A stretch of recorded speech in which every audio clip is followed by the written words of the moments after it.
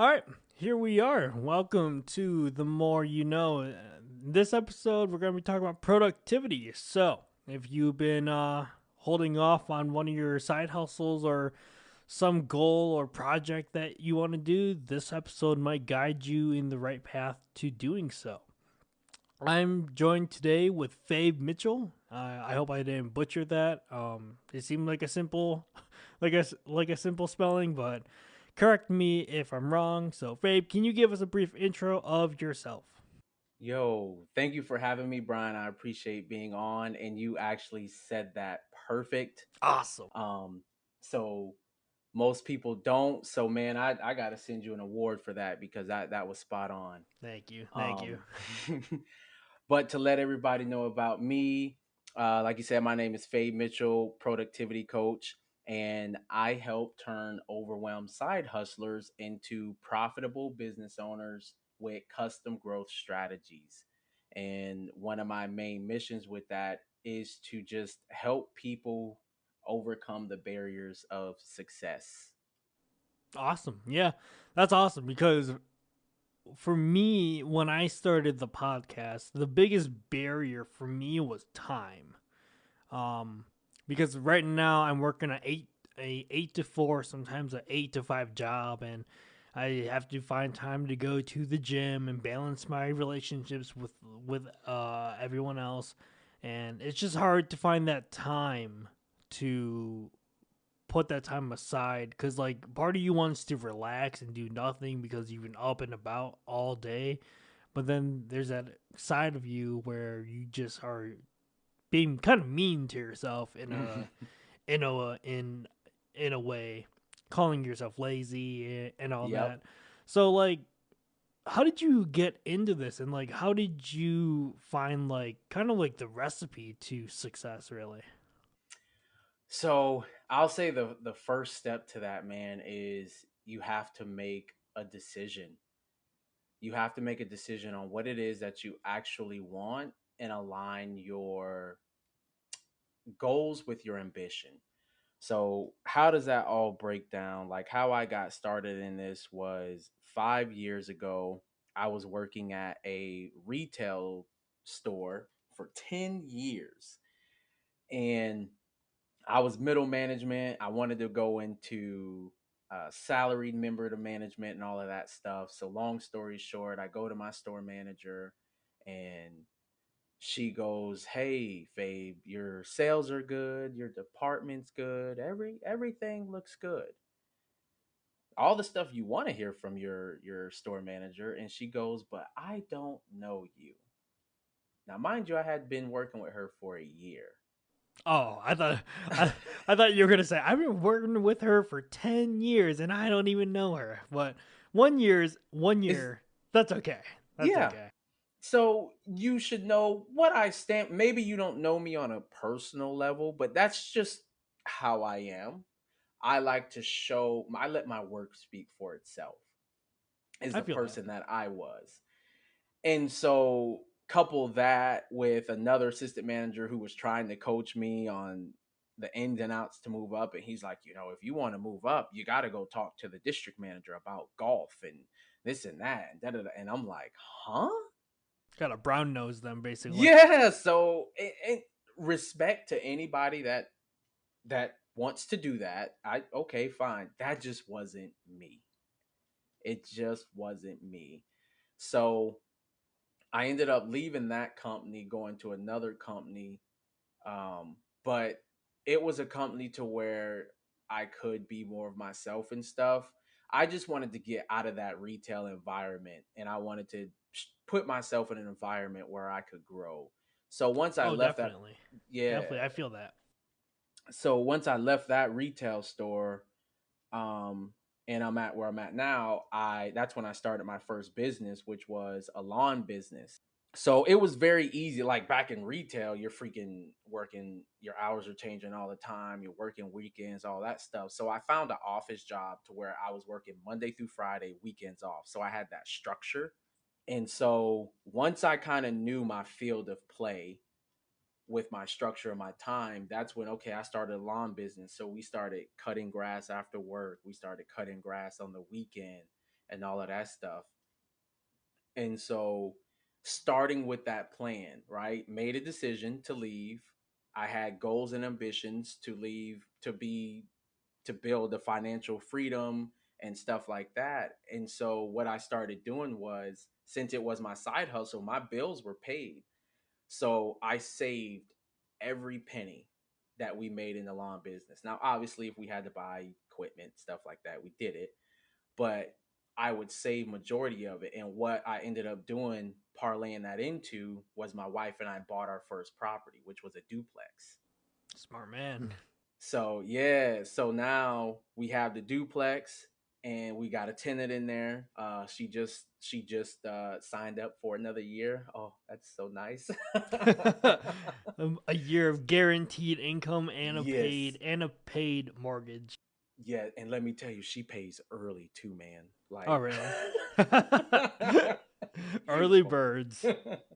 so got the duplex and everything.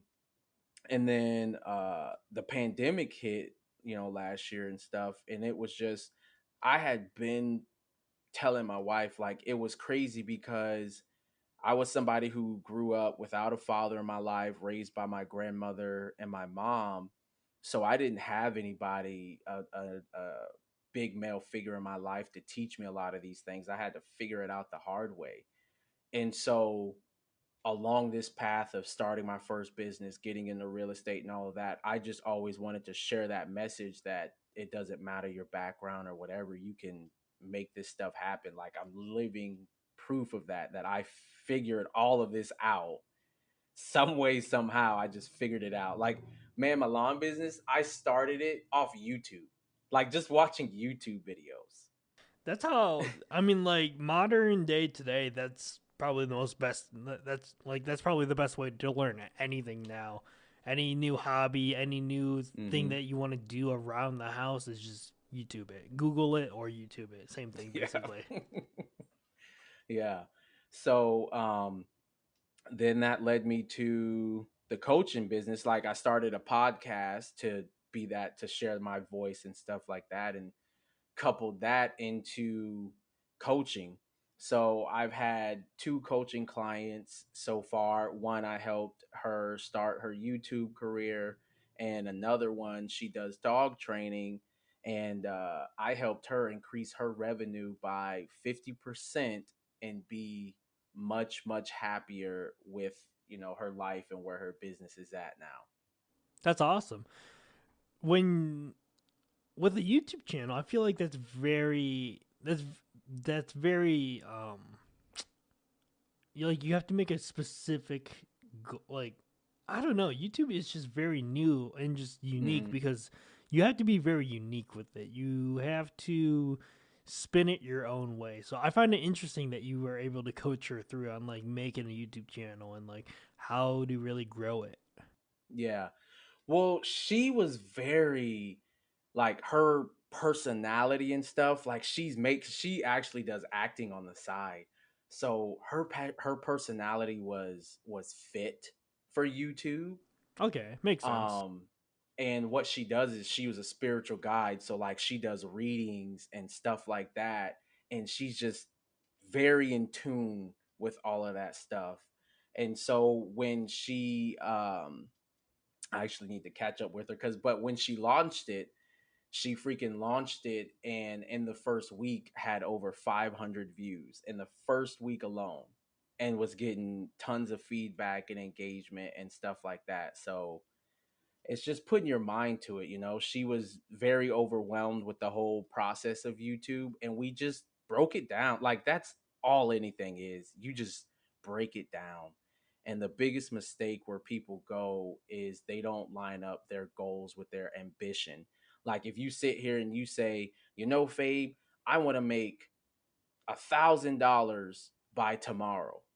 Okay, you can do that, but does your ambition match actually that goal to go out and make $1,000? Like, are you actually gonna pitch yourself to either that many people, or are you gonna go and pitch $1,000 job to somebody? You know what I mean? Yeah, yeah. So that's where a lot of people make that mistake, is they don't match their goals with ambition. Gotcha, gotcha.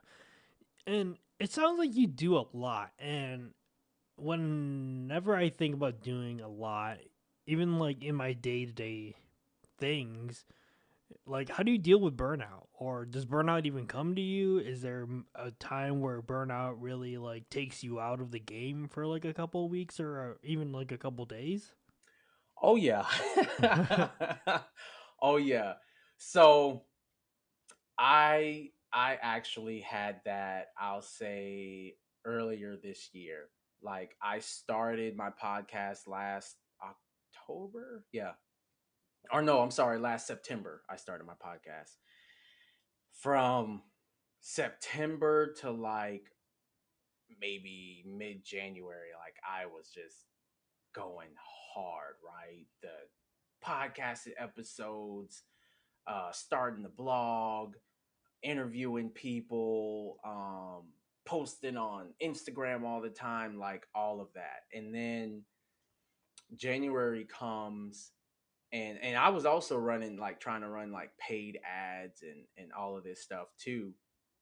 And January comes and my freaking ad account, I hired somebody to do this for me, right? For my coaching business.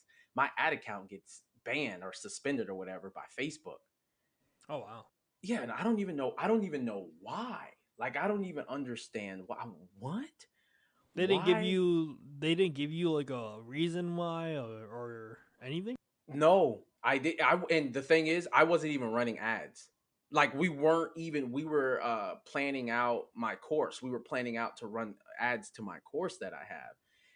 So we weren't like actively doing anything, and just go in and it's gone. So that kind of like crushed me, and I was like, what the freak am I gonna do? Like, I spent all this time on Instagram and Facebook and doing all of this and doing all of that. And so I was just kind of lost. And like, I realized at the time, I like took a step back at things and realized that uh, my message even wasn't clear, that some of my post really wasn't clear. Like I really just started to take that time to look at the business and not necessarily push things so much. And so that's where that burnout came in, because I realized that I was just pushing,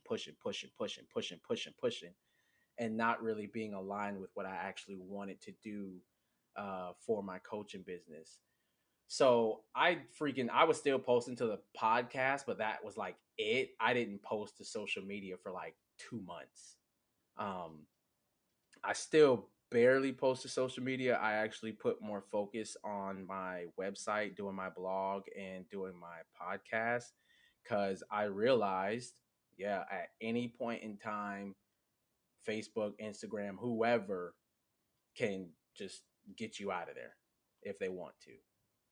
And so I was like, okay, I need to focus on my own world and on my own channels and just really, really get my message clear.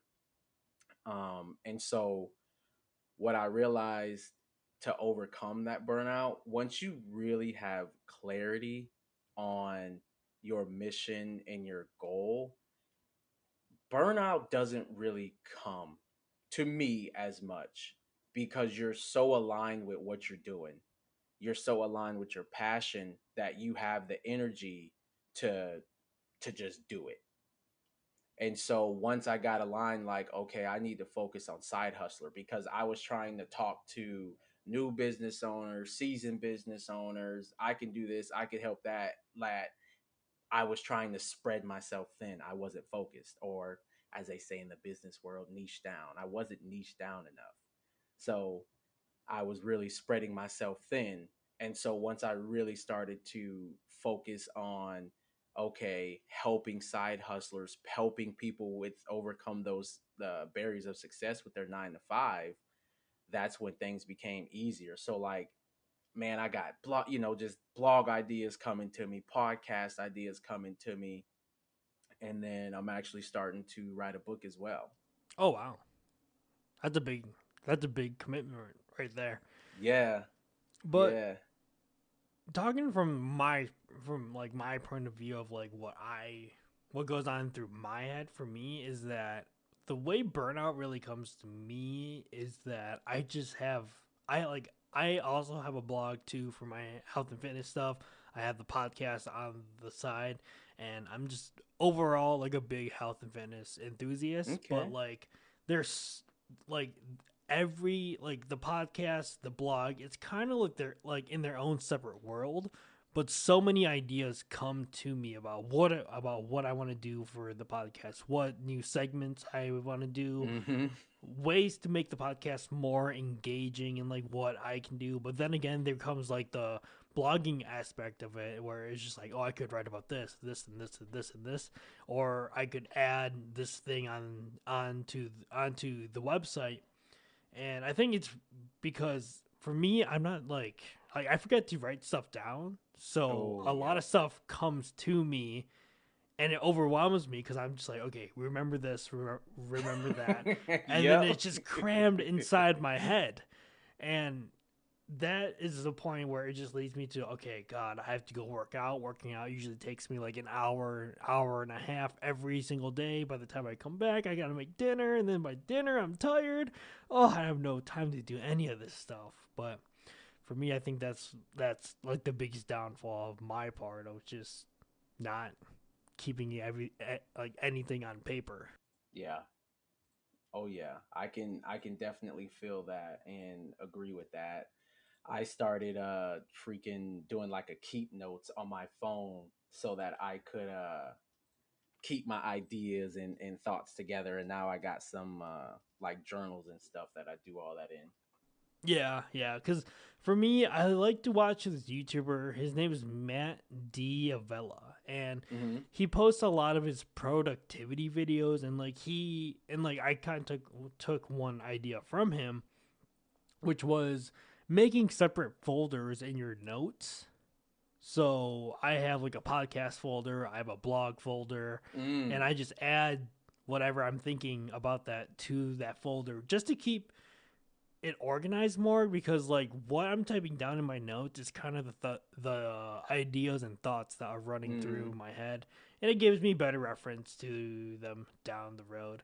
Sometimes I do forget, but I've been trying to ease myself into it and kind of building on top of that. It's just kind of building new habits, and building new habits can be hard, which takes a lot of time when you're working with clients. Like if you're trying to get them, say they're in like a very kind of like a really not the best like sleep schedule and like in like time of waking up and prioritizing stuff, how do you really get them to like change their habits really? So I say the first step is finding out and understanding like the problem or the shortcoming that they're having with it. So, for example, the one client that I'm working with, the dog trainer, uh, some of her habits were one big one. I really didn't realize this was a habit until kind of later on. Was like scrolling through social media and being on Snapchat all the time and stuff like that I because Everyone I feel like is really guilty of this, and it's a horrible habit to have, but it's just like an addiction in your mind. yes, It's just the habit of scrolling, the yep. habit of opening up the app and just seeing that app logo and potentially any not no notifications. Yeah, and it's designed to do that, which I actually that talk about that in my book. Um, so she would be scrolling on Snapchat, but yet telling me like, I don't have time for this, and I don't have time for that, and this and that. And so what I did, the first thing I did was I got her to start breaking down her day, like literally everything that you do in your day, step by step. And so that's where we started to find and bring awareness, because that's the thing. A lot of people, you're not aware that you're doing something necessarily. And so the first thing to kind of create those good habits is being aware of the bad habits. And so it's where she realized, like, oh, you know what, I do sleep in. Like, I could wake up 30 minutes earlier with my husband to get started here or there, or okay, I could be not on Snapchat as much doing this and that, because that was actually like a lot of her time was Snapchat and social media. um and then another thing, because like her habits were some of her back of the office stuff. She was a solopreneur.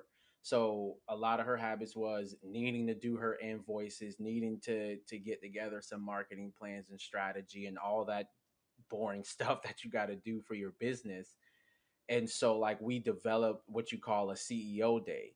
So every single Monday, she would have a day that's dedicated to getting all her invoices done, you know, making sure emails are cleaned up, all that stuff, and creating those good habits like that. So that first step to that is just understanding where your shortcomings are, you know, with the habits. Yeah, I like that. I like that term of a CEO day. I think for me, what I because like for me, I'm kind of like a one man team. I do all the Mm-hmm. editing, I do all the Same. content producing, and all that. And I think a quote unquote CEO day is a very good way to put it. As in, like, you should dedicate a day where you get all of your management stuff done. So Mm-hmm. for me, that's either like um, reaching out to sponsors or just responding to any emails that Yep. I do get, and just doing like the advertising side of it, setting up social media posts or even social media captions too. Mm-hmm. I really like that concept, and I think myself, I think I will try to include a CEO day for myself, Nice. because because just that stuff is very tedious, Yeah. and it's very tedious. And when you're trying to produce content and come up with like ideas, that stuff can gonna clog that Mm-hmm. and get in the way of like your time of doing so. So I like that idea a lot. And yeah, I definitely agree that your method of writing stuff, like writing your day down, really is a very good way of like Mm-hmm. seeing where you're slacking and where you're wasting time. And either if you're scrolling social media, like that itself is a very bad habit for me, because I don't even know why I check social media. Oh like man. like for me, like Twitter's nothing interesting for me. I used to never go on Twitter much, but it's just the motion of scrolling. It's just so addicting. Yeah. What I try to do is if I'm on it, I scroll too. I am a guy that does that too. But if I'm on it, what I try to do is that might be where I find my content. Like I'll go in groups that I'm in and just see what people are talking about related to my niche. I can see that too, because for me, like half the time I'm on social media, I see like Spotify podcast posting on it, and I'm just like, okay, responding to this chain is a good way of like putting your podcast out there to Yep. other podcasters. But then there's like that Spotify one is like 2% of my feed, and then the 98% is just like useless memes or something. And for me, like a big thing that I want to do is a social media cleanse, which is just deleting all of your social medias for like a month. But with this, social media is kind of important for your podcasting, because you got to spread it out there, and posting it on social media using your hashtags and all that helps a lot. So there's that one thing that's keeping the social media apps on my home screen, which is a very bad thing. I got you. So I'm actually starting to shift things into a different direction, I guess, for my business. I'm kind of raging against the machine, if you will. um, so because yes, I still hold a grudge over Facebook banning my freaking ad account. I don't So blame you.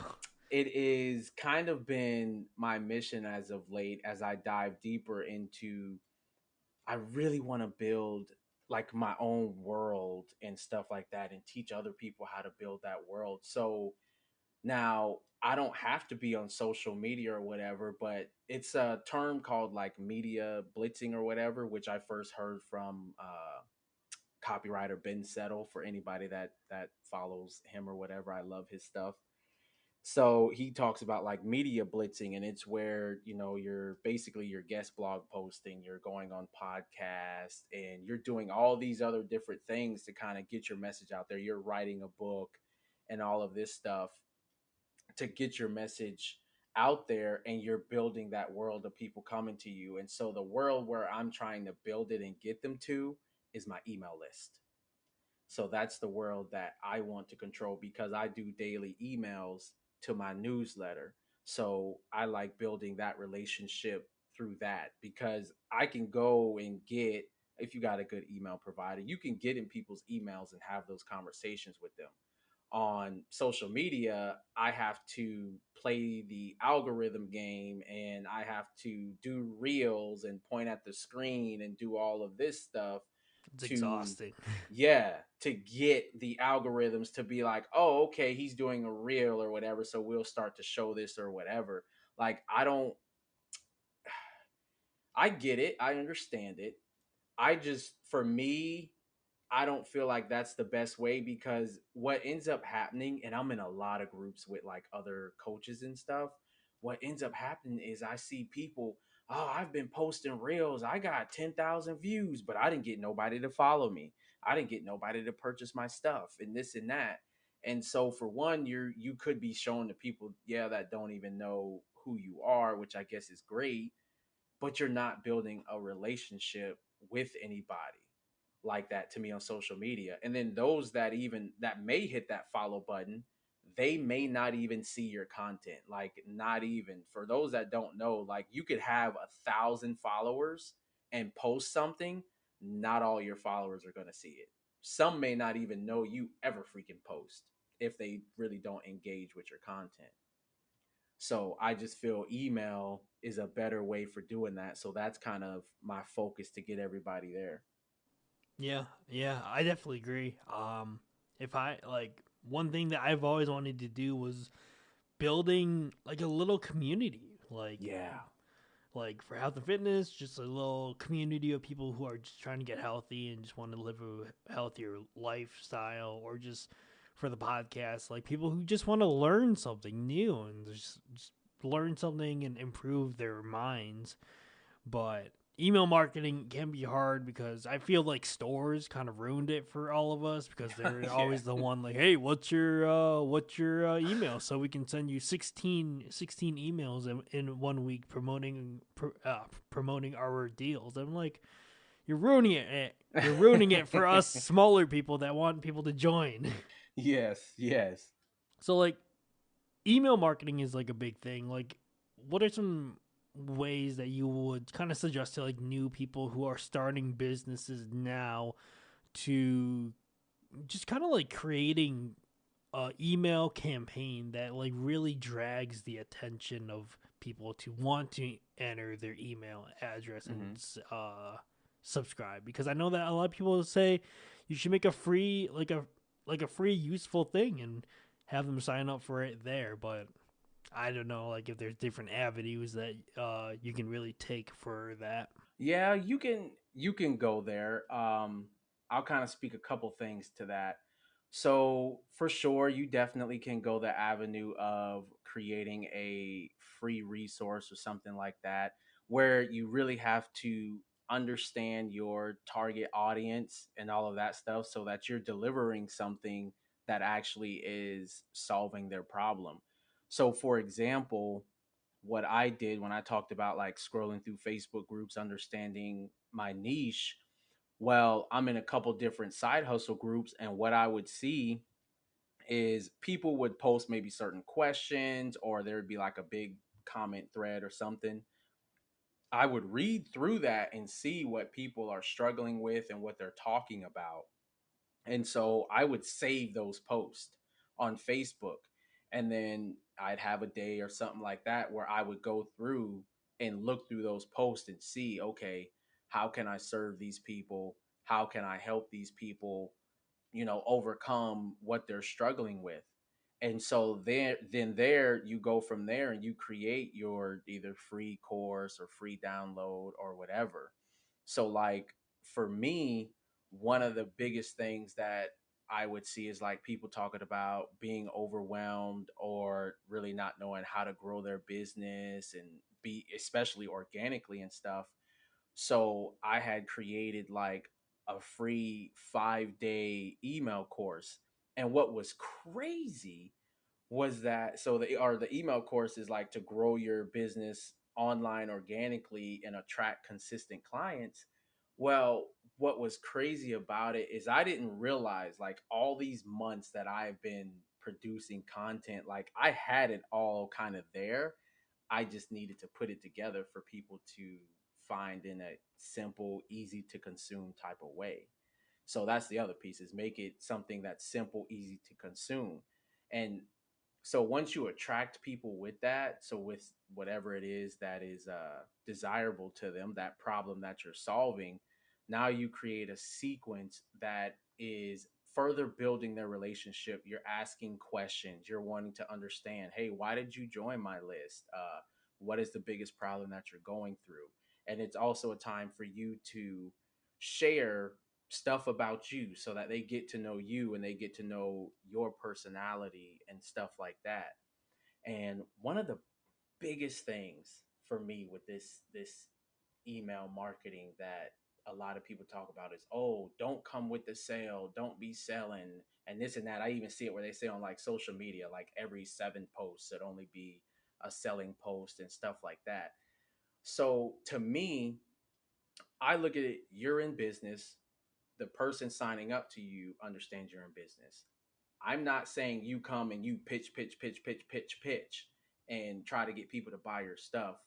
You make it a journey. You make it an experience to do with you. What can you do differently when people sign up to your list to make it an experience that is fun and enjoyable? You want to have fun and you want them to have fun. So now if everybody's having fun, it doesn't they won't mind buying your offers and buying your service. And besides, you people only feel like they're being sold to when you're giving them something like that isn't going to be solving their problem or doesn't address their concern. I know for me, if somebody has something that's like, hey, this can fix exactly what you're going through, here you go. Well, people are going to appreciate that. Because I definitely know I'm on a couple different email lists, and somebody, they wrote a book where it was like, oh man, I actually have been thinking about this, or I didn't think that I had this problem, but you know what? It's solving what I'm actually going through right now. So yeah, I want that. Thank you for that. So that's kind of have to where you put your mindset too, as far as selling and pitching your offers in email. I like that concept a lot of just like getting to know your email subscribers. I feel like that is a lot of work because like Mm-hmm. just like getting to know every single person who like subscribes to your lists. But when you're starting off, that could be like maybe one a week or Yeah. something if you're lucky.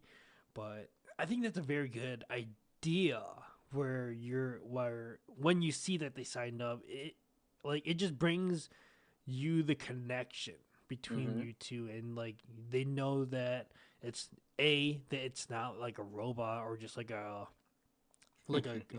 cookie cutter type of Yeah. template, and that it's really you. Like you're taking the time out of your day to get to know them and to even help them out depending on what email list that they're subscribing to. So it's a good method. I think I will try that because for me, I like getting to know like the people that I'm reaching, and like they can even provide feedback, Mm-hmm. which can be really helpful too. And it's just like just helping people out, just like making their life easier, or just helping them become a better version of themselves is a very Yeah. good thing that I would want to Building do. this podcast, you're building relationships with your listeners. You're giving them a ton of resources. You're bringing on all these people among yourself, talking and educating people on whatever it is. The more you know, like, I think that is a unique selling proposition. The more you know, like, hey, you can come here, and one week we're going to be talking about how you can build your business and do this, and then the next week I'm going to be talking about this is how you can get your health, right, and eat right, or whatever, whatever it is. So I think that is an amazing relationship building tool. And the thing is, when you build those relationships, man, with people, when people actually focus on that and not focus on beating social media algorithms and focus on the people, you actually eliminate price, you eliminate competition, you eliminate all that stuff out of your business, because people are sold, they trust you, they're already sold. So it's just, they just want to know, okay, where do I sign up? I never, I honestly, I've never really looked at it like that, but that's a very good way to put it. Mm-hmm. One in like just kind of knowing the people, and like one thing that I kind of get on myself is that I don't really keep in touch sometimes with my guests. Like after they come on, like that's kind of like the end of it. And I kind of wish that there was kind of like an easier method of like how I could still stay connected with everyone, because like everyone on my show that I have on, they're awesome people. I genuinely enjoy talking to everyone that has come on to onto my show. And if there's one thing that I get on myself on is just not keeping up with them, and just like we're like some like a good amount of them, like we share the same interests. So I'm gonna bum at myself that I don't really text them or email them more. Is that weird to text your guests? Is like like is that weird to like, hey, let's keep in touch, let's just kind of like exchange phone numbers? I think that's kind of um weird. I don't know. I've exchanged a phone number with a gentleman that I had on my podcast. We've emailed more than texted, but that's because he had hired me to do some copywriting for him. So I'll say that. But a Yeah. way to do that, like, here's how I've leveraged some. I won't say I've done it with every guest. I've done it with quite a bit of guests where you can leverage that relationship, man, and it can really help your podcast go further too. It is like, for example, the first the first ever person I had on my podcast, he's actually been on my podcast 3 times, and each time talking about different topics. But just a way we kind of kept that partnership going is he came on my podcast, then I wrote on his blog on his website, and then he came back on my podcast twice. Now I have the opportunity. He said, hey, I can write on his blog again or whatever. I just haven't come up with an idea that I like to do it, but that opportunity's there. um, Another lady, she came on, I ended up buying her book and then offering her book as a giveaway. So it's like kind of doing things like that to keep that relationship going. And actually, I just had a gentleman named Oliver with Freeman Publication, and this actually was my best freaking podcast episode yet, because he is a best-selling author on Amazon, and he does like educating people with like financial education and investing in the stock market and stuff. So I actually got him because I read his book and signed up to his newsletter, and just happened to email him, and he's like, "Oh, hey, you got a podcast? I'd love to come on." So that was kind of cool. So I had him on, and then what he did was is he sent me 3 books, and now I'm taking those books. I'm gonna write a blog post, and I'm gonna do those 3 books as a giveaway.